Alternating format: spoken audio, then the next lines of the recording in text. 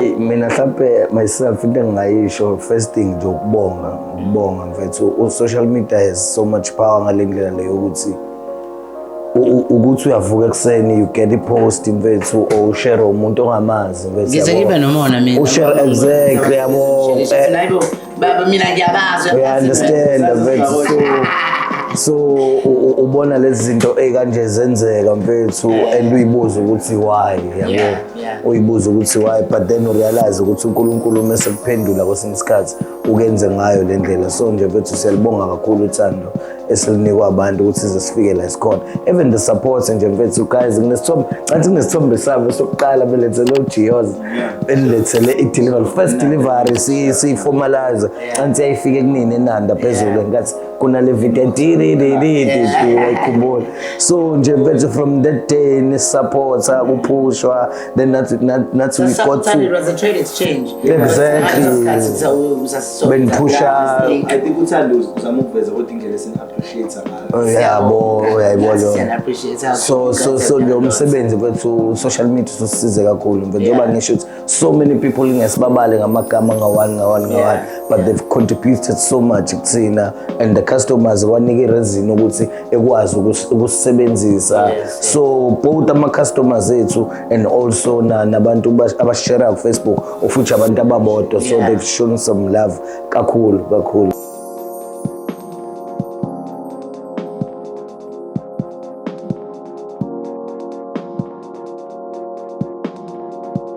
What up guys, welcome to On Point with Sandy Nene. Namhlanje ke niyazi ukuthi izinto ezimnandi. Ngihleli with the ex-bros uThando noLuthando. And luckily today bagqoma ama-t-shirts abhaliwe uzokwazi ukuthi ngibahlukanise. Omunye ugqoke shorts, omunye ugqoke elide. They own a delivery company ekhama all the way laphana endaweni yaka-Inc. Niyazi ukuthi ngihlezi ngithanda ukuthi profile abantu abaqhamuka endaweni yangasekhaya. And what's even more nice is that I went to school with them. And right nje ukuthi ngibona ukuthi baprosperishe. Guys, welcome to On Point with Sandy Nene. Thank you so much. Sabona. Ex-bros. The name comes from Kamela, ne? Yeah. You guys have been hustling. Long way. Yeah. Isikhathi sizama ngizalazi. Kunjani ukusebenzisana as twins number one and you twins, your brothers, your family, you related, you friends, because I hardly ever see you guys nibaba nabanye abantu besides nje lama quantities enu la nisebenzisana noma sebenzela nini. Oh well, sibingelele emakhaya bathi ex-bros umphakathi uThando noLuthando lo all the way from Entuzuma. Sisebenza ku-Inc area, sisebenza eThekwini, sisebenza emalokishini aseThekwini. Yeah. Sharp. No mfethu. Kahle. Yeah, no ngicabanga ukuthi ukusebenzisana as obhuti ngicabanga ukuthi kuyinto ethi mayibe lula yabo although yonke into wazi ukuthi nama pros and cons, ama disadvantages nama advantages yabo. Sometimes you fight ngaboni ngasolinye yabo but ke ngicabanga ukuthi kulula kakhulu kwenza umsebenzi ube lula because we are sharing the same vision okuyinto ebalekile kuyona yonke into omuyenza ukuthi just have this vision efanayo because the reason why izinto eziningi zibhidlikile kanje ngaphandle it's because niyahlangana nijethi nihlangene ngento eyodwa kanti omunye umuntu uneyinhloso zakhe. So ngicabanga ukuthi it works at our advantage ngaleyo ndlela. Yeah. So ngicansi Why a delivery company? No, well, nami ngibingelele bafethu. Yes. No, it's a delivery company because it's abantu abathanda ukuthi whenever besebenzisana nomphakathi. Uthando mhlawumbe akubalanga we community development practitioners by profession as so yonke into esenzayo is to do with equipping or empowering umphakathi, especially from the marginalized community. And you're also doing a lot for the community. Exactly. So ipoint lami liyakule to answer you ukuthi ayiqala ngokuthi sibe iKamela Kitchen. Kamela Kitchen, that's where sabona khona ukubaleka nokudingeka kwe-convenience in township spaces nokubaluleka ke koku-equipa kwama-small businesses njengoba kwaziwe i-ex-bros ukuthi ayifocusile kuphela ekuthenini yenza ama-deliveries brand but It's a also brand. ibhekelela nawo ukuthi siba equipa kanjani abanye osomabhizinisi Yeah. townships okuwukuthi ukulekelela kwethu with the convenience it also equips ibhizinisi elika M kwamasho Yeah. likwazi ukureacha i-customer lisemachobini you Yeah, understand yeah, I'm sure you're yeah. familiar with such services Yeah. esike sizenze ubuka so Ngiyazi. ipoint lami ilelo nje mfethu ukuthi we chose X-Pros to give people the convenience Yeah. at its That they best. deserve. So Xhamelo Meleni. Xhamelo actually a fan. It's a name. Okay. Because ababa Adam isibongo so yawazi amaXhosa. Adam uphi na? So yawazi amaXhosa anezibongo ezimbili Yeah. yabo. So kusetshenziswa Adam but then ngomgcina uXhamelo noNkwindla. Oh, okay. So nisebenzisa From Eastern Cape, yeah. So you're from Eastern Cape. Now as a I don't think you Ah, can sithetha answer Grace. Ukuthi phela sethekwini So fanele si-align. Yeah, si-align. So yeah. Yeah, ngiyabona ukuthi nihlezi nibhizi niyaphusha sekuningi senikwenzile nje within the community and nanokuthi indlela yenu nje ibusiness leni indlela sekukhule ngayo i-social media sidlala indima Too much. where you guys are. Can you explain ukuthi yene i-social media sidlala kanjani indima nanokuthi nje you reaching out to people isidlala kangakanani indima nje empilweni zenu?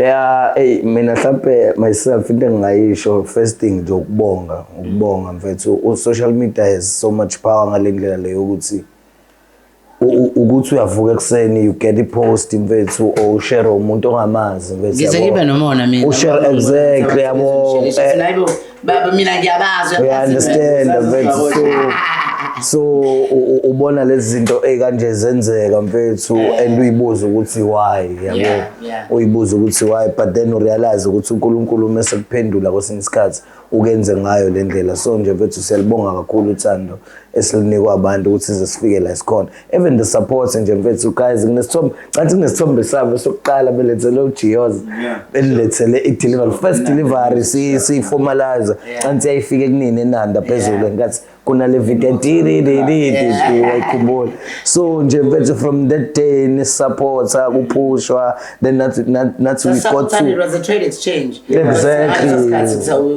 When push up. I think uthando uzama ukuveza kodwa indlela esini-appreciate ngayo yabo uyayibona appreciate how so nje umsebenzi wethu social media usisize kakhulu mfethu njengoba ngisho ukuthi so many people ingesibabale ngamagama nga-one but they've contributed so much kuthina and the customers wanika i-reason ukuthi ekwazi ukusebenzisa so both ama-customers ethu and also nabantu abashare ku Facebook of which abantu ababodwa so they've shown some love kakhulu you guys are vibing with the cool guys nivunyiwe Dr. Ben nivunyiwe Lloyd Isimyeza bonke nje abantu abakhulu ku social media abanivumile so do you guys imagine niyahamba niba approach labantu laba noma likenzeka mhlambe bona they stumble upon your business and then babe impressed what happens? Mhlawumbe into eyenzala ngi-interject uthando kancane thina mfethu we are always hustling we are always on the road we are paving our way to say asiyiphothi akekho umuntu osinokhelayo so whenever sibona ukuthi lapha singafuna usizo singathola usizo and not only because labantu suke sinabo because sizama ukubasakha yabo but siya believe ukuthi ukuba i-proximity yethu ukuba kwethu around bona yabo kuyasiza nathi kodwa sisuke siyozama ukuthi in whatever that they are doing ikuphi la singafaka khona isanga ngiyakhumbula ngithethe ama public servants by nature so even by educational wise so sihlezi check ukuthi isanga singasifaka kanjani so i-relationship yethu mhlawumbe nayo ubhuti umyeza mfethu was built on those grounds ukuthi sasifika to umsebenzi wakhe sibone ukuthi okay siyabona kuyasipanyeka impahla singayithatha kanjani si-reaches to those remote areas especially in the ink area I think that's how the relationship was formulated with Dr. Ben nakhona mfethu ama-brazo nje wonke lapho besilokhu sisitradini amajita ebesiwabona njalo safunda isikole sifunde weekends amajita sisemayville uDr. Ben wakaMasichabo besimbona mesinyuka review mfethu salute sikhule siphupha mfethu ama-brazo nje mfethu siyawancanywa yabo nje mfethu sigrand mfethu Yeah. And the support asinike yona, the support yabo. asinike yona nokuthi that's ama out Yeah. yabo nathi sama out after all nje mfethu sama out ubeka ibusiness aside sama out approach yethu towards wona amajida isukiza nges out so siya appreciate mfethu uthanda abasinika lona nesibanika lona siyacabanga ukuthi ba appreciate. Yeah, and adding on to that, knowing Dr. Durban, I've worked with him for a very long time. We started becoming friends. Ngiyamazi ukuthi umuntu uyamthanda umuntu who works hard. And when you work hard, naye ufuna ukuthi akumithi halfway, athanda ukuthi after spoon feed, Exactly, sure. Saqhamuka esethi me. As much as a pocha Exactly, yena, yeah. yes but to encourage ukuthi ukwazi ukuthi uzenzele. Yeah. And uyabona lento yeni of giving back, it takes me when you guys contributed kule birthday yakho Kagogo, sure. nasithengela upende naze nafika Sure. nengane nithekela amapizza ingane emgaqweni. Sure. So can you tell me iziphi ezinye zezinto that you guys are proud of enizenzile kulo nyaka when it comes to giving back? Eyazi mina ngisho ngathi as much as ukusho ukubona we feel like uzongifakazela Yeah. we haven't done so much Yeah. done so much You still want to do more. njengoba kade sisho ukuthi Express Delivery is not only here to deliver ukudla Yeah. but Express it's a brand. It's a brand. It's a brand. It's It's a a brand movement. whereby exactly it's a movement whereby there are a lot of things that we still want to give to the community. Njengoba kade we are community development practitioners. Just that ezinye izinto zidinga imali. Zidinga imali. You can't just tap into social entrepreneurship but Yeah. as much as you are appreciating but we still feel ukuthi kusafanele senze more. Yeah. Sisadinga amandla ukuthi senze more but siyathemba through support esitholayo kuma customers ethu And kunabantu also, esebenzisana you nayo. know, ngiyayithanda nendlela and always willing to learn and always looking out for ways ukuthi niyapitcha kephi. I know that after this you guys are going somewhere to prepare for something. You're also shortlisted for the Hollywood Betama Awards. And then attend ama class as long as and explain it to me because kuyenzeka ukuthi khona abantu emalokishini banama business ideas but bayathanda ukuthi ba-attend the business side of running a business, you know, lokho kudinga iphepha. Pitching nayo. Ukuthi mhlawumbe bethu to answer you in a polite manner. Ekhasi amabhizinisi amaningi ngokubuka kwami. Amanye aformulate for ifame. Abanye abantu baformulate business ngoba bejaha beneyinhloso ezithile ongeke uzazi wena yabo but by looking by far ubone uyabona ukuthi hey labantu laba but nokuthi ke again information yabo abayithola ngazi kanjani because government wethu usenza show manje ukuthi babalekela isikole abantu abantu abathanda into enephepha and knowledge. Exactly yabo bazi ukuthi nje bona mfethu ukubona ukuthi usebenzisana nomunye ekutshela ukuthi ungamtsheli ngamaphepha yena udinga imali yabo. Some people baze babe proud ukuthi hayi ngaye ka grade 10 mina kodwa but yabo engekho aware ukuthi khona la ukuleka khona Sustainability. ukuthi what is the game plan ungaba nokuthi wena uthe uzodayisa usweet but what is the game plan Phithizele but now the manje future but in 5 years or 10 years down the line when uplaneni ngalabo sweet bakho badayisana I think abantu bashayeka lapho mfethu yabo nje information is very important but abantu bayi neglected kasi yabo kodwa njengoba sisho ukuthi Express exists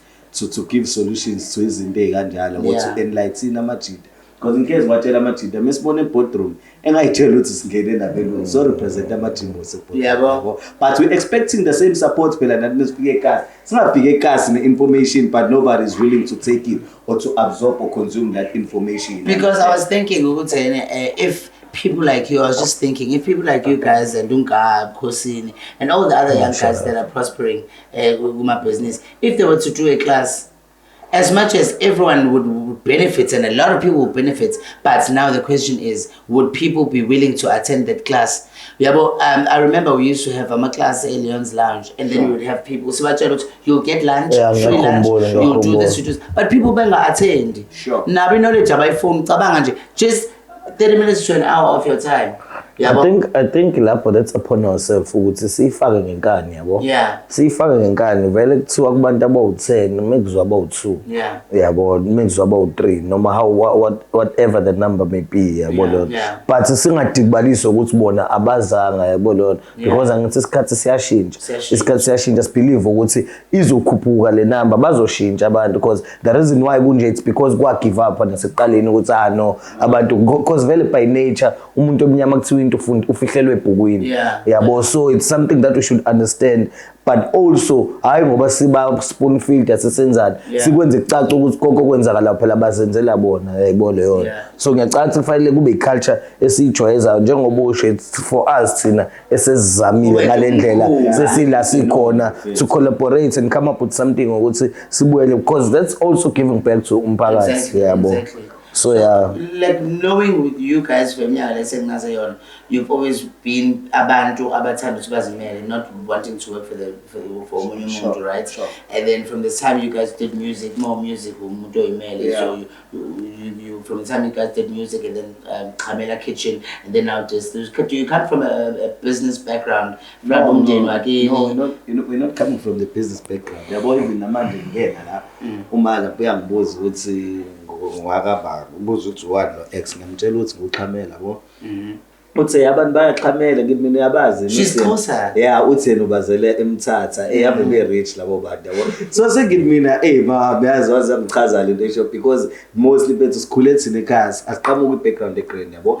But ekhaya njalo ukuthi kunama family gathering ziyababuza ukuthi mamkhulu ngitshela akekho noshisayo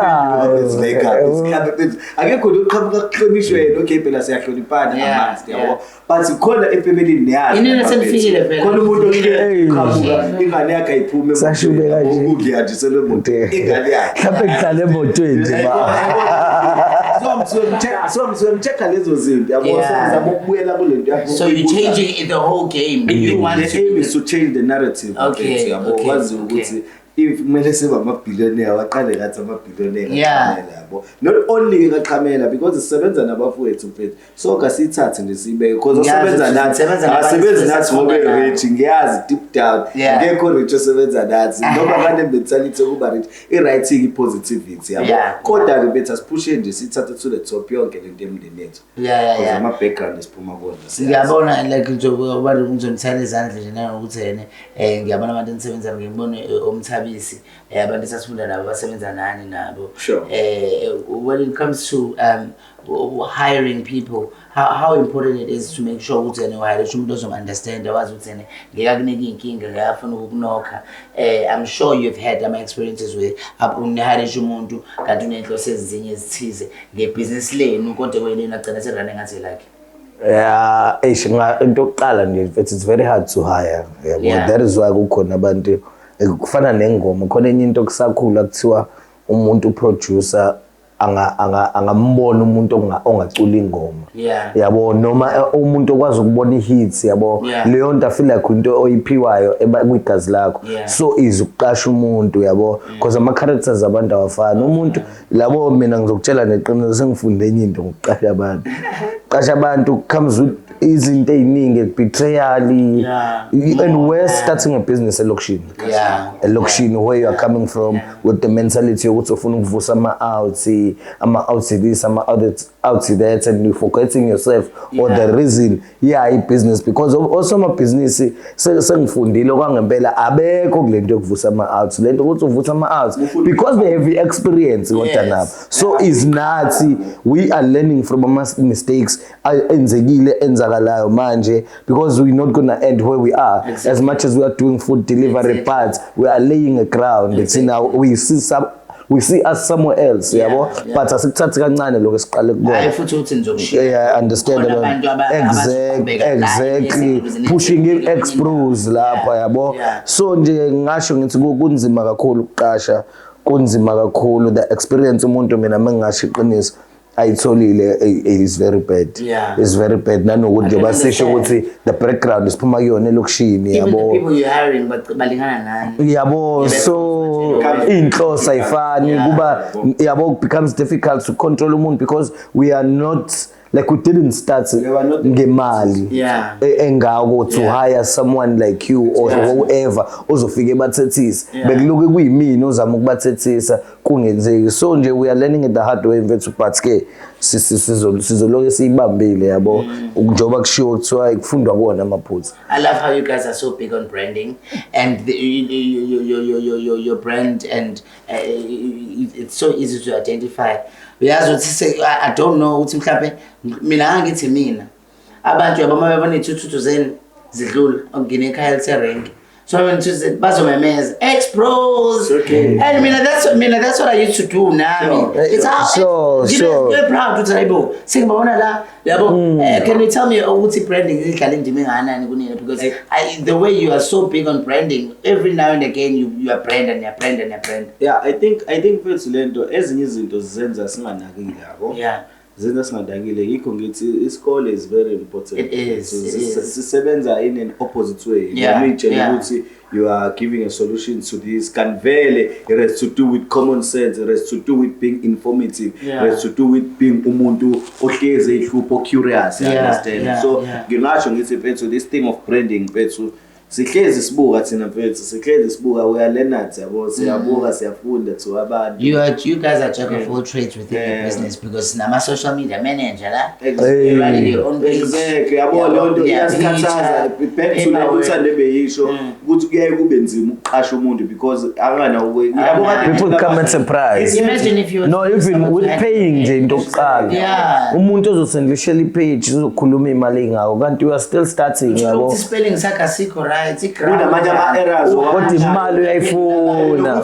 nokuthi i-post usuke uyifila egazini ukuthi namhlanje ngathi ngathi kanje umuntu evele kuphindele mfethu yabo into yikho le nto kumele libe yithini yabo libe ndawonye umuntu evele kuphindele mfethu into mfethu le mfethu kade nifaka izolo kanti manje sihamba ngelinigiya kanti usephusha i-invoice nayo ukuthi ngangithe ngizoposta ka-5 esontweni yabo all those things. Understand ekhasi ukuthi not even ekhasi because our clientele is no longer based ekhasi kuphela but it's wherever suburb areas Mhlanga wherever kuba ileyo nto mfethu so nje lento marketing yethu mfethu iqhamuka kuthini inzima yona sibona seyenzekile mfethu because isikhathi esiningi abantu abasenza se-realize yabo sizesitshela umuntu uthola umuntu uyakusendela ukuthi usacela ummarketela lana wara yabo leyo nto na uthuka ukuthi nakho ke man ngizokwenza lo muntu because mina I was posting my work. Exactly. Posting my work. Manje usefuna ufaka kwakhe. Yeah, kuyasiza kodwa ngoba sifaka lapha kwi-box ye-Express brand yabo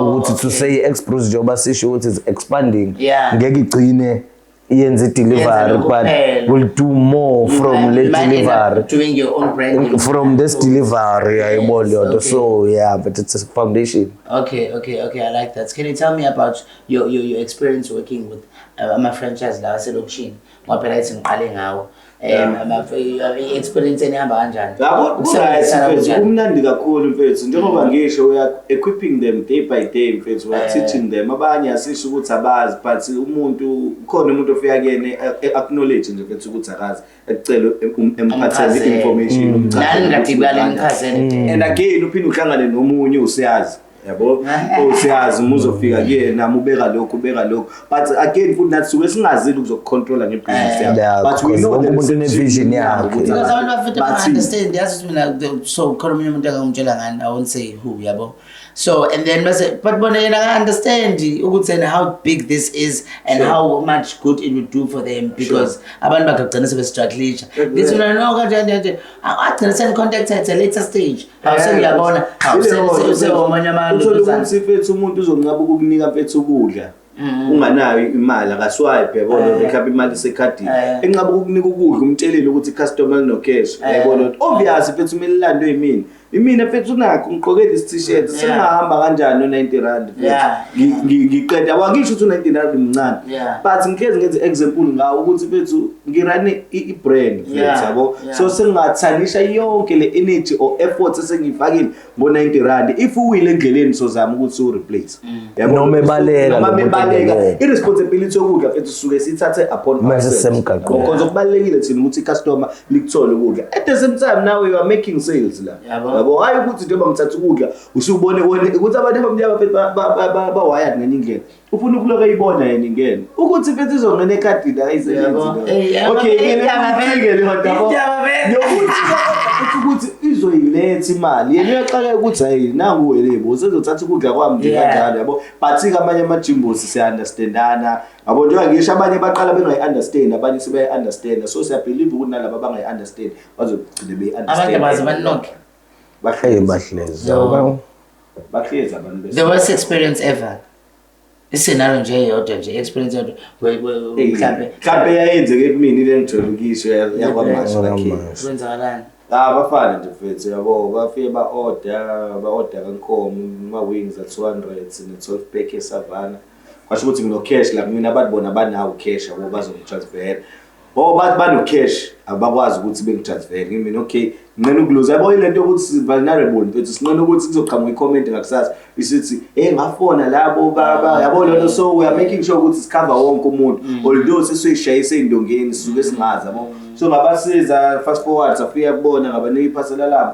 lapha ngishayela isidiyandiya njengoba ngisho phela nami ngwasekasi yabo bashaya isidiyandiya ngasibona isidiyandiya sabo ngayithulela ngihleli kwibhayiki ukudla ngingakokhipa sengikhiphile ngabaningi ngavele ngenza into eyodwa ngamshutha lo phambi kwami yabo ngenze ngathi ngikhuluma ne-customer ngamshutha nga-relax yabo okay bayenza lento abayisenda le cash send yabo kuthume station usuka okay abekho nakubo bakwe-address njengokuthi bala egate-ini hayi kubo gate they are far from kubo yabo lona ngihambe fast station imali engaphumi yabo bese ngibuyela ngakhona fast engibabheke kanti uzodlula elinye iphara bebaphika abantu ngikule linye iphara ngitshengisa isithombe kanti ngeke ngalibona liphara lidlula ngime nabo la ngitshela ukuthi afethu naba labantu la nginika imali yokuthi so that's how I found ukuthi bahlalaphi so into yethu yagcina irecoverekile kanti manje bashaya mfethu manje kade nje udriver bavele befonisa amantombazane yabo ngalabo umoya koyimangweni nani bebehlanganile ngakhona ke kuthiwa sihlangane endaweni ukuthi manje abafuni abawazi bafuna mhlawumbe ukunilimaza life threatening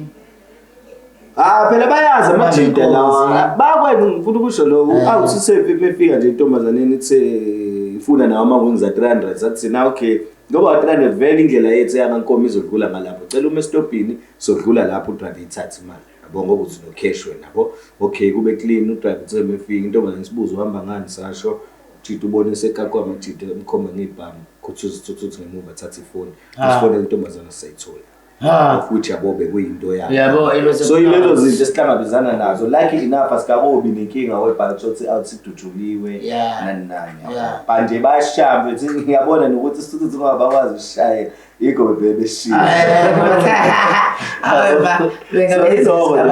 we are trying day by day nathi mase sinamandla nafundiswa bakushayela isithuthi ngiyafundiswa lo mthi ngamfunda melele lo mthi yabo so mhlawumbe wena wayisifunda bona soshibiza yena izolo mhlawumbe mina bengashibizi kakhulu ngiyazi ukuthi uthande kuseni uzobe sadizi kancane ngifundele ke ngokwenza kanjani sigcine sesishaya manje nifundiswa bani basebenzi abaqasha ngalo banama-liners license so it's a training practical nje ukuthi sibashayise thina although singekho authorized yabo but but also sina i-program that is coming mhlawumbe umuntu esayibeka whereby we're gonna be getting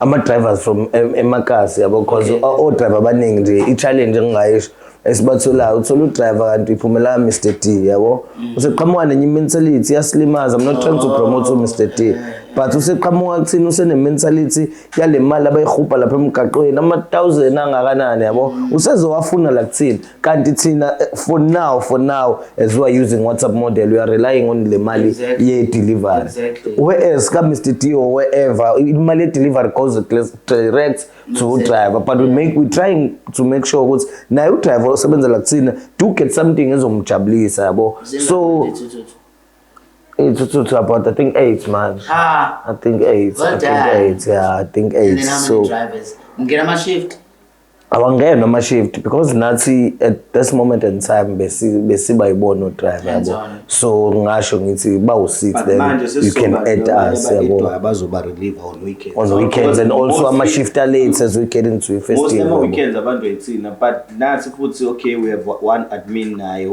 who she's still in training yabo yona So into eningi sothi kumele si-admin ngala on weekends receiving orders kanti sisemgaqweni kunama-customer end up engasafoneleka khona umuntu ofona kanye ningabanjwanga akasayingeni yabo again so ilezo zinto ezizama ukuthi siyilungise because namajida ekugcineni kumele enze ama-washing aney'ntombi amajida yabo kumele ebe nesikhathi to their own personal errands yabona so Sunday no Saturday sesinabafowethu abazoba relievered so bengizama uku-answerisha le ama-relievers yabona ama-shift.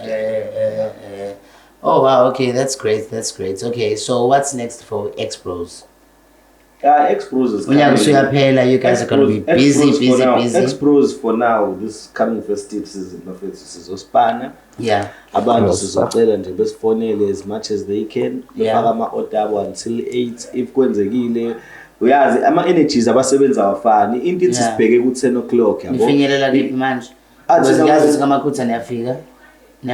Kamakhutha sifika make-arrange-iwe kulezo zindawo for now but sakwi-CBD and the surroundings nasemlazi siyafika make-arrange-iwe Pinetown siyafika make-arrange-iwe yabo akusiyo into since sanama-limited resources ezivele kungene i-order la kaMakhutha mase ngithi ngizolithatha at this time especially during the peak hours but to Umhlanga to Verulam to Durban North to Avoka siyakhava Mayville siyakhava even during the day so i-plan it's X-Bros kuzosetshenzwa bafethu app to be launched soon. It's already developed. It's published on Google. Nezinto zakhona ama-technicalities zakhona ngawa understand mina.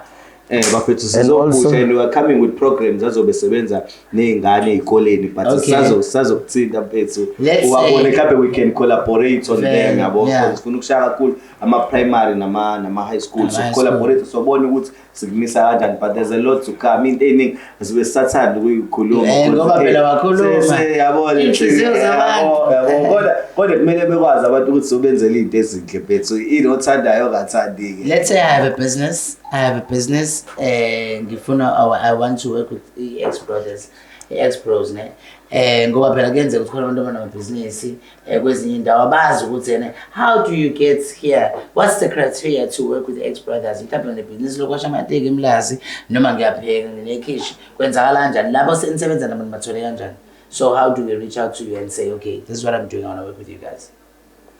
Kade before moving forward kade ngifuna uku-add la kwi-locals ukuthi what X-Bros is doing. Angithi we also just launched a partnership with Uspa Kamash whereby we are congratulations doing... I saw the post on our Uspa. So how did that deal come about? I know Kabet so say no care of it. Aina came.